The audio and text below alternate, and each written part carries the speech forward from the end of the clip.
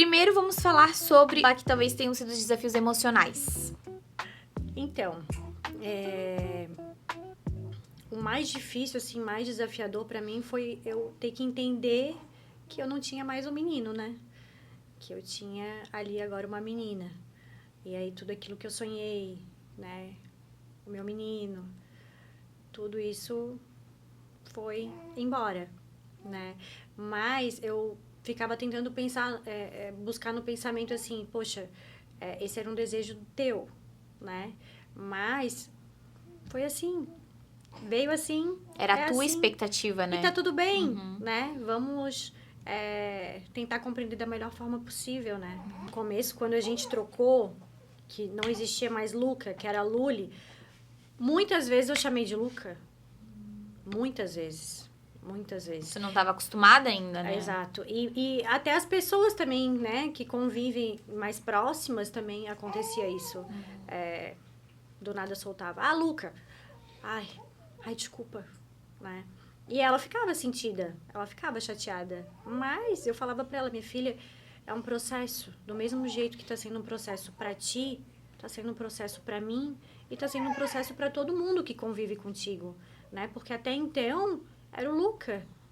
E daqui pra frente vai ser a Luli. Foram anos, né, com o Luca. Foram anos. Daí, de um dia pro outro, veio a Luli. Então, realmente, foi um processo. Tu teve medo do julgamento, medo do preconceito, de isso poder afetar a Luli de alguma forma, ou também te afetar, né? Então, eu acho que o maior medo de uma mãe, de uma criança trans, é como é que o mundo vai lidar com ela, né? Como é que vai ser lá fora? Como é que vai ser as pessoas tratando ela? A maior preocupação é como é que o mundo lá fora vai lidar com essa situação, né? As pessoas mais próximas. Quem ama é mais fácil, né? De compreender e de aceitar e tá tudo bem. Agora, a gente não sabe como é que é lá fora, né? Como é que as pessoas vão tratar, quais são as dificuldades que ela vai ter que enfrentar. Eu acho que esse é o maior medo de uma mãe de criança trans. Sim, e algumas coisas ela vai ter que enfrentar sozinha quando ela for mais velha. Exato. Então, tu não vai estar lá, às vezes, em todos os momentos para proteger. Então, a gente, né, qualquer mãe eu acho que sente isso, mas para vocês que têm esse outro desafio, né, é ainda mais difícil, dá mais medo, né? E já teve algum episódio que vocês presenciaram de preconceito, algo do tipo? Olha, teve algumas situações, assim, em família, né? Por exemplo, de uma vez a gente estava na casa de parente, assim, da família, e a Luli botou um salto e botou a roupa de menina e ficou andando na frente, né? Foi de um parente, né? Que ele olhou, assim, pra Luli e falou... que é isso, rapaz? Vai tirar essa roupa? Isso é roupa de mulher, roupa de mulherzinha. Tu é macho. Eu olhei aquilo e eu não sabia o que fazer. Sim. Eu peguei a Luli pela mão, puxei ela para um canto e falei assim, vai lá trocar de roupa e vamos sair daqui. Foi o que eu consegui fazer na hora, né? Que legal. Mas, depois disso, desse episódio, eu deixei bem claro para essa pessoa e para as pessoas ali próximas que, a partir daquele momento, eu só iria em lugares onde a minha filha realmente fosse aceita do jeito que ela era. É isso, né? É sobre isso. A mãe leoa cuidando. Eu deixei bem claro. Ali e em todos os outros lugares, né? A partir de hoje, eu só vou em lugares onde ela for bem aceita, onde ela for bem recebida e onde ela for acolhida. Sim. Perfeito, Má. E na escola, teve alguma situação, assim, de preconceito também? Então, teve um desafio na escola que foi a questão do banheiro, né? Sim. A Luli, ela antes tinha que frequentar o banheiro dos meninos, até a gente fazer a transição, né? E quando a gente fez a transição, que eu solicitei o requerimento para botar o nome social, eles criaram um banheiro secreto. Né? Tinha uma sala lá que estava desativada e eles deixaram aquele banheiro para a Luli usar. E desde o começo eu falei pra Luli, qualquer situação que acontecer na escola, tu tem que trazer pra mim, pra eu poder resolver, pra eu poder te entender e ver tudo mais que tá acontecendo. E aí ela não falou, ela demorou algum tempo pra falar sobre a questão do banheiro. Até que um dia ela chegou em casa e reclamou, mas ela falou, já faz tempo, mãe, que tá acontecendo isso. E aí a gente faz acompanhamento, né, com psicóloga e tal, em ambulatório, que tem um ambulatório aqui em Florianópolis, que é um ambulatório trans, né, que legal. atendem pessoas transgêneros, desde crianças, adultos, enfim. E eu fui obrigada a relatar, né, o ocorrido, e aí o ambulatório escreveu uma carta para a escola solicitando, né? Porque isso também era constrangedor para a Luli, ela ter que frequentar um banheiro secreto, né? Porque as Sim. outras crianças olhavam e perguntavam, mas por que tu tá indo no banheiro secreto? Isso também é constrangedor, né? Sim.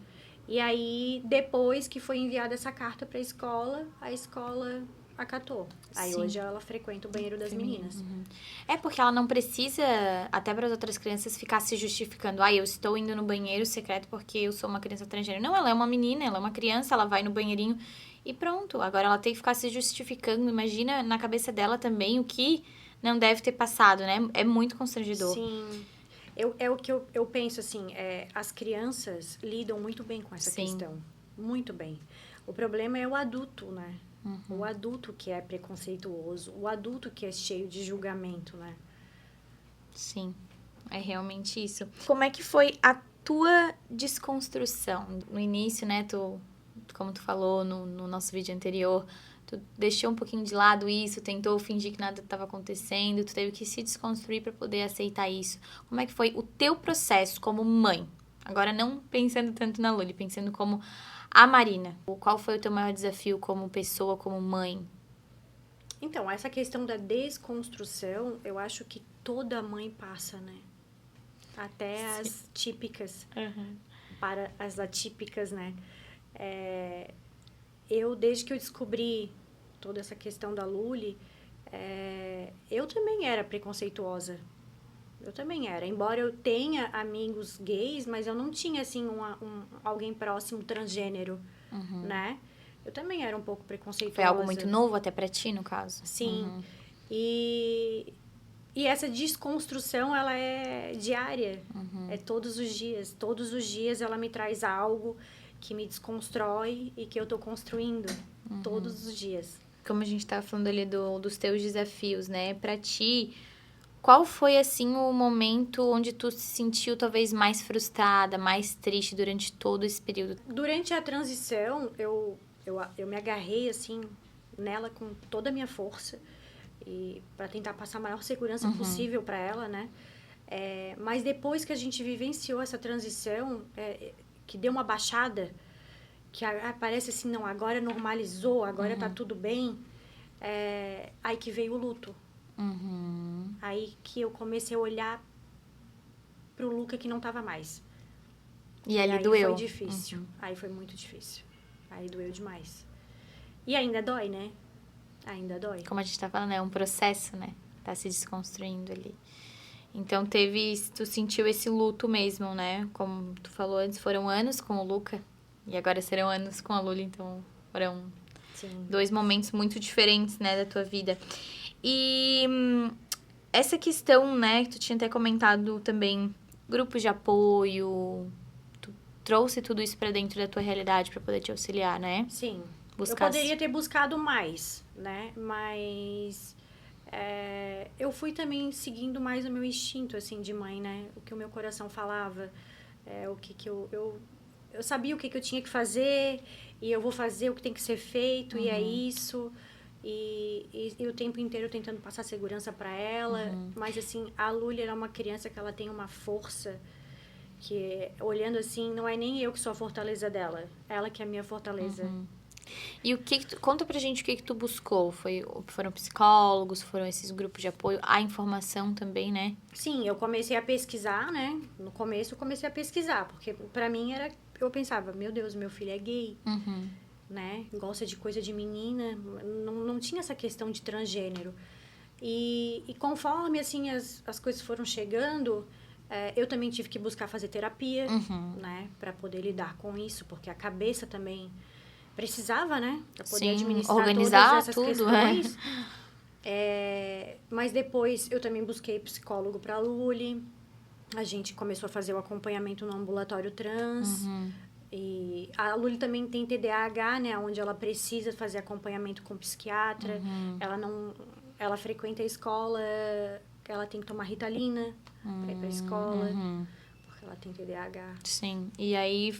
Mas tu buscou tudo o que tu podia naquele momento também, e até hoje, né? Busca também, assim como tu tá fazendo aqui hoje, pra poder auxiliar outros pais que talvez estão passando por isso, né? Que esse é o objetivo Esse é o meu maior objetivo. da gente estar aqui hoje, E um pouquinho sobre a tua conexão com a Luli, que eu sei que vocês são bem, bem conectadas. Vocês têm uma conexão bem forte, até a questão da música, né? Que tu comentou uma vez, que vocês vivem com as músicas e cantando juntas. É muito forte, assim, a minha relação com ela. Porque, assim, eu não queria ter mais filhos, né? Eu fui mãe muito, muito jovem. Eu tive a Beatriz com 15 anos. E eu não me casei com o pai da Beatriz. E depois de alguns anos eu me relacionei, né, com o pai da Luli. E eu não tinha mais desejo de ter filho. Eu não queria mais ter filho.